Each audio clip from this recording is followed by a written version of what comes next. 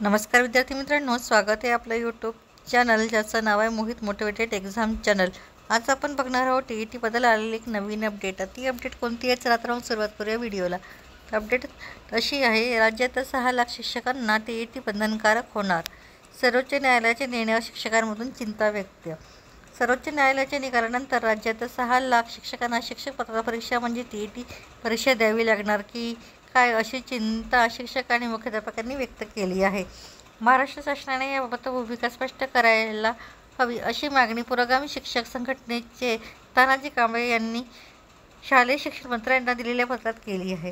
सर्वोच्च न्यायालयाच्या 1 सप्टेंबरच्या अंतिम निकालानंतर सरसकट 2013 पूर्वीच्याही शिक्षकांना TET परीक्षा द्यावी लागण्याची शक्यता निर्माण झाली असल्याने शिक्षक मुख्याध्यापक आणि शिक्षक लोकप्रतिनिधींचे म्हणणे आहे।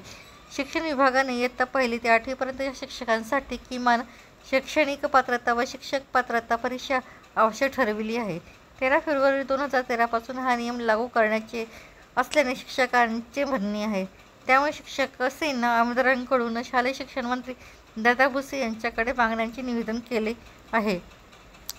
तर पदोन्नतीसाठी परीक्षा सर्वोच्च न्यायालयाने दिलेल्या ताज्या निकालात शिक्षण अधिकार कायदा 2009 नुसार शिक्षक पात्रता परीक्षा उत्तीर्ण होणे आवश्यक आहे। मात्र या शिक्षकांची 5 वर्षापर्यंत कमी कालावधीची सेवा शिल्लक असेल त्यांना TET परीक्षा उत्तीर्ण असावी अशी अट बाळगण्यात आली आहे।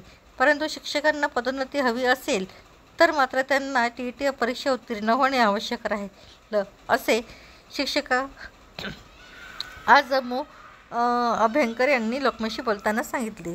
तर शिक्षकास 6 महिन्यांची रजा द्या।